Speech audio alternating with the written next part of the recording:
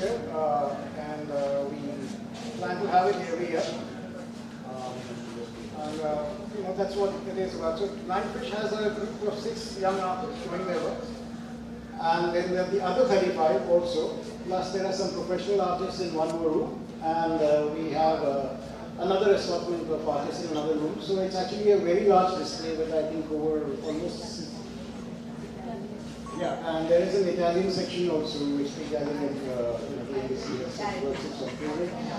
We are getting a curator from Italy, one of the world's leading curators, to give us a talk. And also a lot of senior artists from India are giving talks. We have the works of some international senior artists as well. One from Ireland, there is the works of an artist from Singapore as well.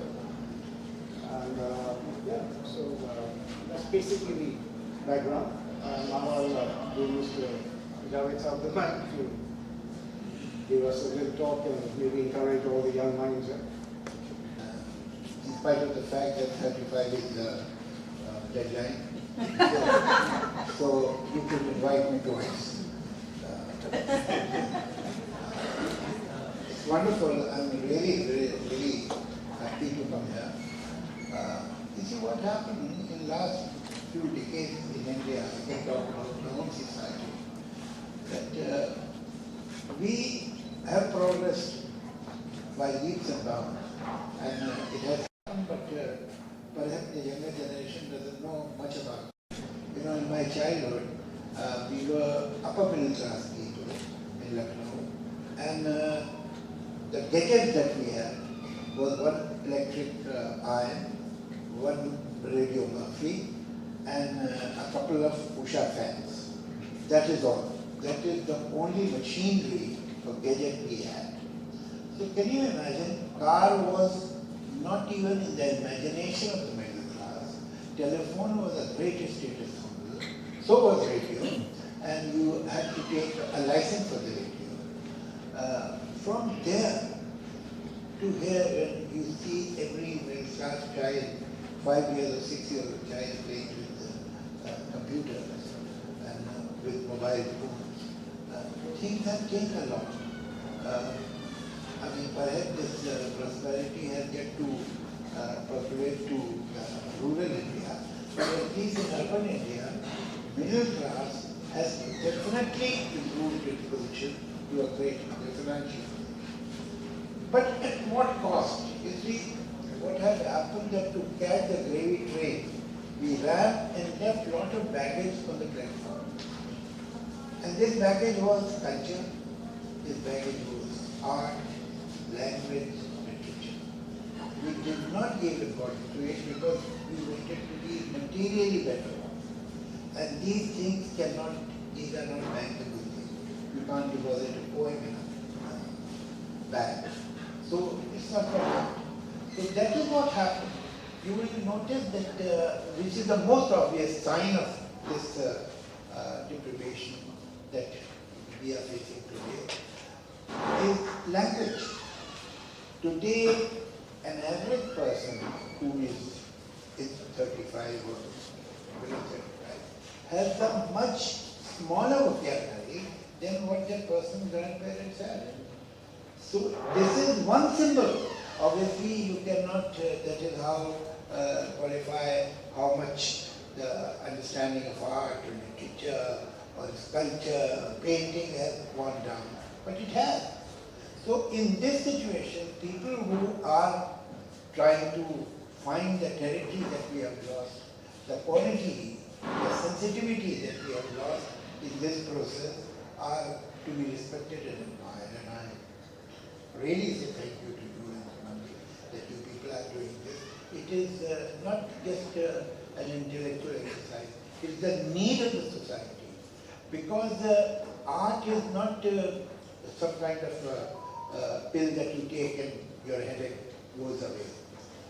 It is vitamin of the society. If you are interested in art, if you understand art, if you create art, any form of art, you develop aesthetics.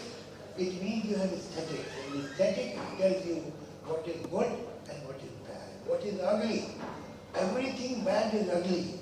and everything decent, nice, is pretty. So you develop a sense of aesthetic, a sense of beauty, and I'm sure that in the long run it makes one a better person, a better human being, a better citizen. So it is not only art for art's sake. Even when we say art for art's sake, the fact is that this aesthetic, this appreciation that you develop or interest you develop is not in a watertight compartment in your personality. It seeps in, it goes all around, and you start seeing beauty anywhere and appreciating beauty and getting repulsed by anything, by any thought, by an idea, by any attitude, which is not aesthetic. So wonderful, and this interest when I see young people like you who are standing here, I have respect for them because you see, my elders had given me certain cultural heritage, but my generation in a way has let you down. My generation did not hand over that what you call amanat to the next generation. And today, young people are finding art, literature, poetry, music on their own. No thanks to us. So there are some people like him who go out of the way and take this trouble. They have to be saluted. And you have to be saluted that in spite of the fact that you were not told, you were not handed over something, you are doing it on your own. Thank you very much.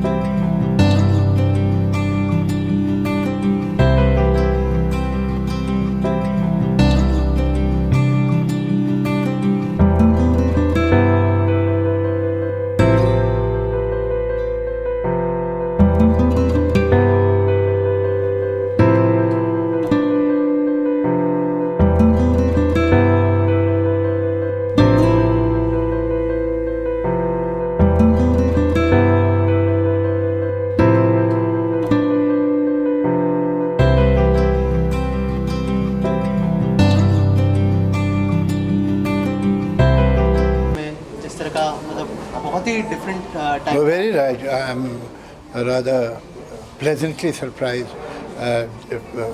how young artists have used different mediums and different compositions.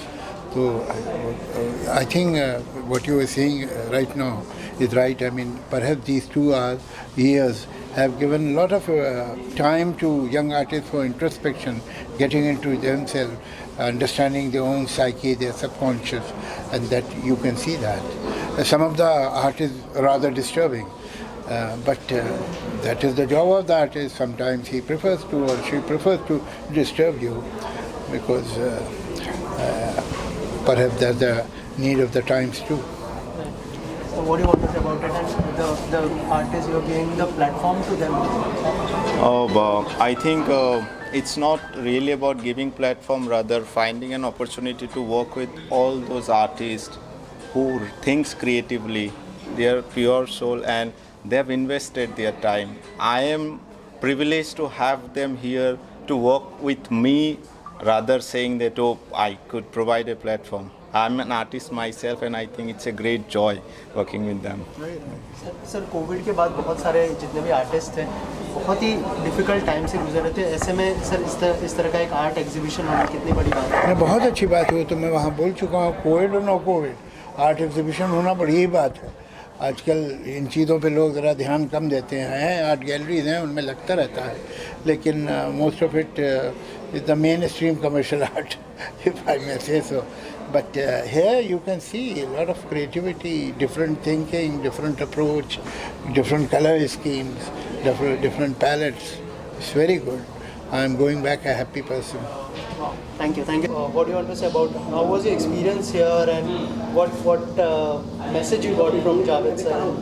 How was the ambience and how was the experience here? Ambience तो बहुत अच्छा है, experience मतलब जितना response अब तक मिला है काबिल तारीफ़ है। जावेद सर भी मतलब हौसला बढ़ा के गए हैं, मतलब इस टॉपिक को और कहाँ बढ़ा सकते हैं हम। डिस्कशन काफ़ी अच्छा रहा, बहुत काम उन्हें पसंद आया और बहुत अच्छा लगा।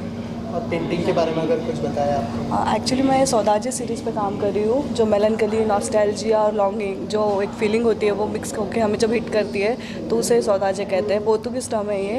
एक्चुअली ये मैं सब मेरे जो मेमोरीज़ है मेरे घर से रिलेटेड या जो मेरी यादें हैं उन सब से रिलेटेड, मैंने घर में क्या एक्सपीरियंस किया, मुंबई में आके मैंने क्या फील किया, और वापस जब घर जाने की जो खुशी होती है, टिकट बुक करते हैं, दिन गिनते हैं, समय देखते रहते हैं, तो वो सब मेरा जर्नी दिखाया है मेरे होम टाउन से यहाँ पे आने के बाद का। और ये कार्डबोर्ड मैंने मीडियम इसलिए यूज़ किया है क्योंकि कोई भी चीज़ हमें ट्रांसपोर्ट करनी होती है तो हम वो कार्डबोर्ड में पैक करके ट्रांसपोर्ट करते हैं, और कहीं ना कहीं मेरा पहली बार ट्रांसपोर्टेशन मेरे होम टाउन से मुंबई हुआ, तो इस वजह से ये मीडियम मुझे ज़्यादा रिलेट किया मेरे जो थीम है उसको लेके। तो मेरा थॉट प्रोसेस ऐसा कुछ चलता है।